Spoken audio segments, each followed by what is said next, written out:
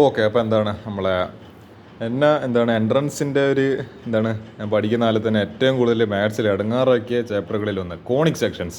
അപ്പോൾ ആ പ്ലസ് വണ്ണിലെ കോണിക് സെക്ഷൻസിന് നമ്മൾ വരാൻ സാധ്യതയിൽ NCERT എക്സാമ്പിൾസാണ് നോക്കുന്നത്. അപ്പോൾ നിങ്ങൾ ഇതിൻ്റെ വളരെ ബേസ് ഒരു 10% മാത്രമേ നിങ്ങൾ പഠിക്കുന്നില്ല. യഥാർത്ഥത്തിലെ കോണിക് സെക്ഷൻ എന്താണെന്ന് അറിയണ്ടെങ്കിൽ നിങ്ങൾ ജെയിൻ്റെ മാത്സിലേക്ക് തന്നെ പഠിക്കണം. എന്നാലും നിങ്ങൾക്ക് തിരികെ എന്താണ് കോണിക് സെക്ഷൻ എന്നല്ലോ. പേജ് നമ്പർ 186 എക്സാമ്പിൾ 8 ചെയ്യുക. എക്സാമിന് വരും. അത് വളരെ സിമ്പിളായിട്ടുള്ള കാര്യങ്ങൾ മാത്രമേ ഇതിലിപ്പോൾ നിങ്ങൾ പഠിക്കുന്നില്ലോ.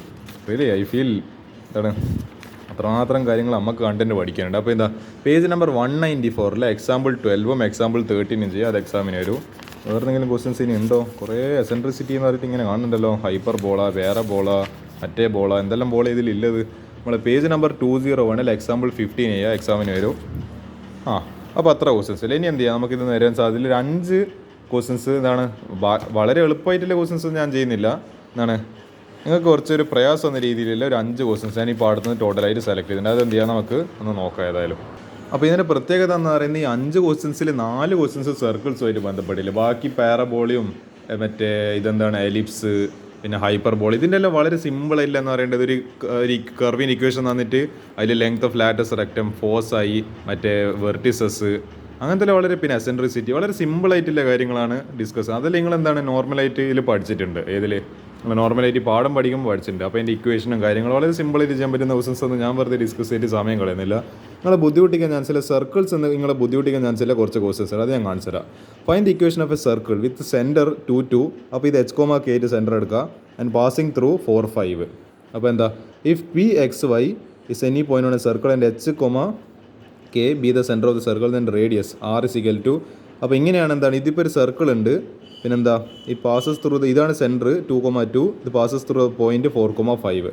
അപ്പോൾ അങ്ങനെ സ്ഥിതിയിൽ നമ്മൾ റേഡിയസ് എങ്ങനെ കണ്ടുപിടിക്കുക? Root of X minus H whole square plus Y minus K the whole square. അപ്പോൾ ഇതാണ് X, Y, ഇതാണ് H, K. അപ്പോൾ H മൈനസ് X എന്ന് പറയുമ്പോൾ 4 - 2 അല്ലെങ്കിൽ എന്താ പറയേണ്ടത്, ഇതിങ്ങനെ എടുക്കാം അല്ലേ.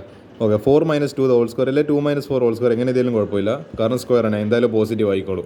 Y - 2, അപ്പോൾ 5 - 2 ദ ഹോൾ സ്ക്വയർ ഈക്വൽ ഇതെന്നാണ് -2ൻ്റെ സ്ക്വയർ ഈക്വൽ 4. ഇതെന്താണ് -3ൻ്റെ സ്ക്വയർ ഈക്വൽ 9. അപ്പോൾ 4 + 9 റൂട്ട് 4 + 9 എന്ന് പറയുന്നത് റൂട്ട് 13. അപ്പോൾ R is equal to root of X minus H the whole square plus Y minus K the whole square. ഇതാണ് നമ്മൾ സർക്കിൾ 2, 2, 4, 5. അപ്പോൾ അങ്ങനെ ചെയ്യാം. ഇനി എന്താ ചെയ്യേണ്ടത്? ഇക്വേഷൻ ഓഫ് ദ സർക്കിൾ എന്ന് പറയുന്നത് നമുക്കറിയാലോ.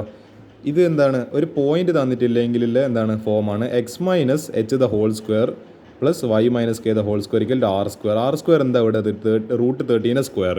അപ്പോൾ X മൈനസ് H, K എന്ന് പറയുന്നത് സെൻറ്ററാണ്. സെൻറ്റർ എന്ന് പറയുന്നത് 2, 2 ആണ്.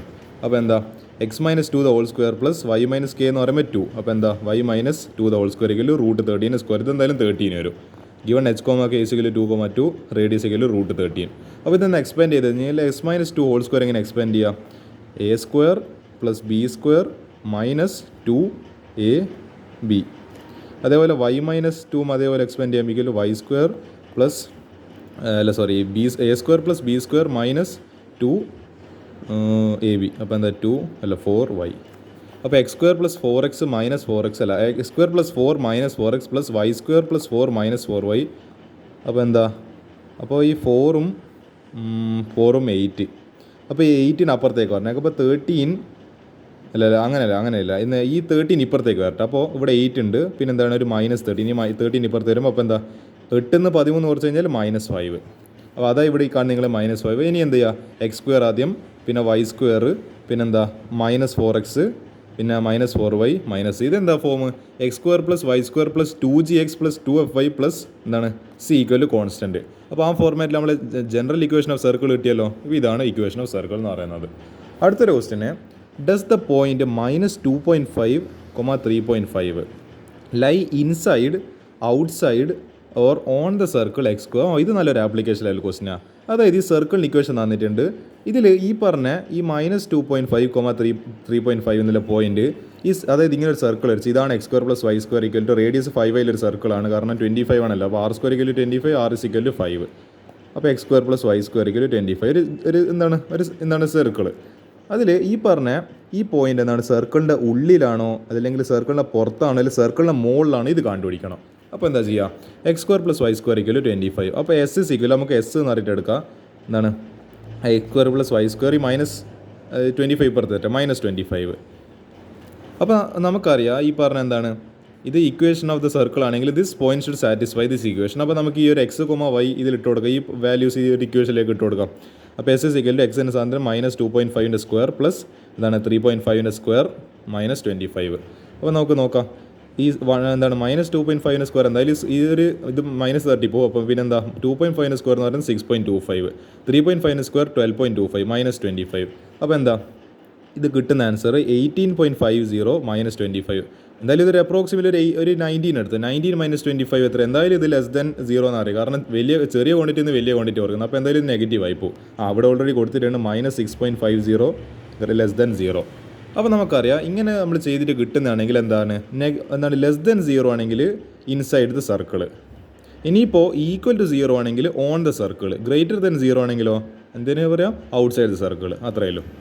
ഇതാ note at point x1 y1 if s1 greater than 0 then the point lies outside the circle.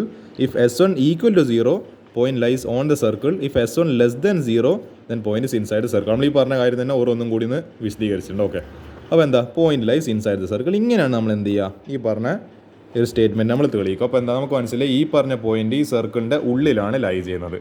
ഇങ്ങനെയാണ് ഈ പറഞ്ഞ ക്വസ്റ്റ്യൻ. ഇതൊരു നല്ലൊരു ആപ്ലിക്കേഷൻ ലെവൽ ക്വസ്റ്റൻ ആണ്. A+ ലെവൽ എന്ന് പറയാറായിട്ടില്ലെങ്കിലും നല്ലൊരു ഗുഡ് ക്വസ്റ്റൻ. നമുക്ക് വേണമെങ്കിൽ എന്താണ് സ്മൈലി ഇമോജി ഇട്ട് കൊടുക്കുക. അത്രയും ഞാൻ കൊടുക്കുന്നില്ലോ.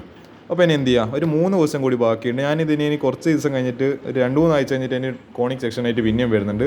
അപ്പോൾ ബാക്കി ക്വസ്റ്റ്യൻസ് കൂടി അന്നേരം കാണാം. അപ്പോൾ തൽക്കാലത്തേക്ക് ഗുഡ് ബൈ.